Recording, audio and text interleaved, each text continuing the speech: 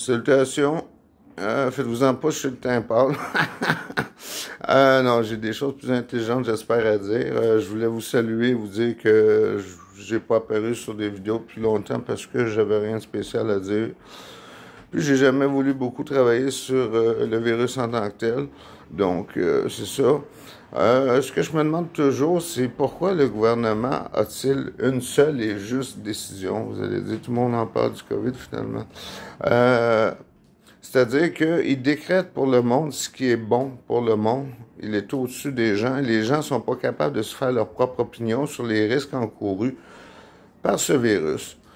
S'il y a des gens qui préfèrent retourner travailler et qui mettent leur vie en jeu, selon un pourcentage de risques qu'ils jugeront bon, c'est leur destinée. Et aussi, je voulais dire qu'en Chine, ça faisait longtemps, j'avais même écrit aux Chinois parce que le COVID sévissait, c'était assez grave, d'essayer de prendre soin des enfants et des personnes âgées, parce que c'est toujours eux autres qui sont touchés le plus par une épidémie. Et ce qu'on avait su par après, lorsque le virus était arrivé ici, ou est arrivé ici, ou était supposé d'arriver ici, comme on sait, les réactions ont tardé, gouvernementales ont tardé. Et nous savions que les enfants, les jeunes n'étaient pas vraiment à risque, mais c'était beaucoup les personnes âgées qui étaient à risque. Donc, il y en a qui se sont déjà prononcés là-dessus.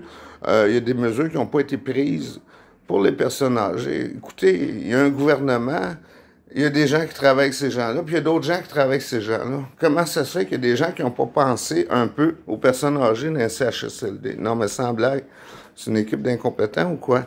Non, c'est des fonctionnaires. Non, je sais pas quoi qu'ils pensent, ce monde-là. Ça pense-tu, ce monde-là? Moses de tabarouette, il y a eu combien de personnes âgées qui sont parties à cause de leur incompétence? Bon, ma montée de lèche, c'était pas prévu comme ça. Seulement, ça vient comme ça. Donc, ce que je suggérais, c'est qu'il paraît qu'il va y avoir un déconfinement à Montréal.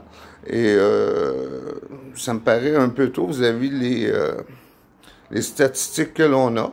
Mais comme je dis, c'est à tous et à chacun de savoir la liberté qu'il doit prendre, à savoir vis-à-vis, dans un certain sens aussi. Il faut contenir les hôpitaux, toutes ces choses-là, je suis d'accord. Il ne faut pas que les gens soient malades minimalement.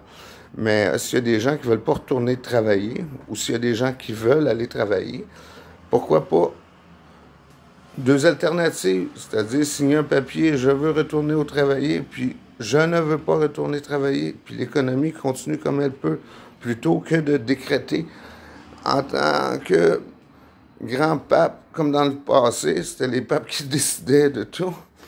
Aujourd'hui, c'est les gouvernements. Et c'est très sympathique qui craignent pour la vie des gens.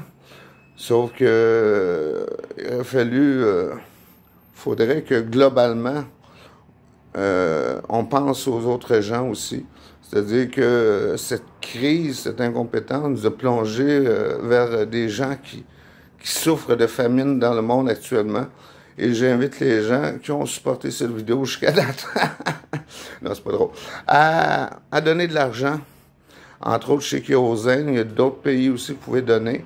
Donc, je sais, vous dites, j'ai mon prochain char à acheter, j'ai ma prochaine piscine, j'ai ma prochaine commande à acheter où ce que je veux bien manger.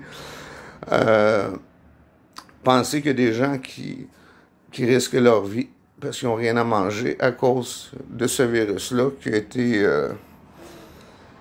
a été géré négligemment par tous les gouvernements du monde. C'est à se demander comment est-ce que ça fait que ça a été mal géré comme ça, parce qu'on le savait, on avait même averti le monde que le COVID s'en venait, que c'était très grave, et que les Chinois en avaient eu plein les bras avec, et en avaient plein les bras dans ce temps-là avec, on le savait tous.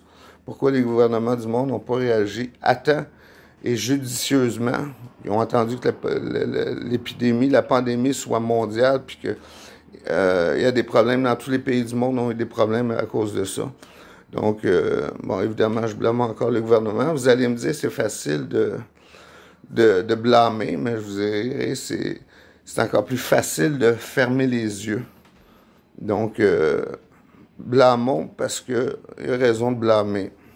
Ces gens-là sont payés, on leur fait confiance Et une situation comme ça, que ça allait dégénérer, je déplore ça grandement et j'espère que les sociétés à travers le monde vont le déplorer aussi. Qu'on sera capable de faire un constat juste, comme eux font leur constat habituel, que nous aussi, nous allons pouvoir faire un constat juste de cette situation-là. Là-dessus, je suis rendu à 5 minutes et 20. Je suis pas un grand orateur, puis je suis tanné de m'entendre parler. Donc, s'il vous plaît, essayez de ne pas penser juste à votre portefeuille, puis à vous dire que le portefeuille du voisin, c'est de ces maudites affaires, puis on ne veut rien savoir. Pensez à des gens qui vont mourir dans le monde à cause de la famine. Donc, essayez d'avoir un bon geste. Des fois, un peu d'argent, ça signifie beaucoup de vertuailles pour ces gens-là. Donc, s'il vous plaît, soyez généreux. Et merci d'avoir toléré la vidéo. Salut!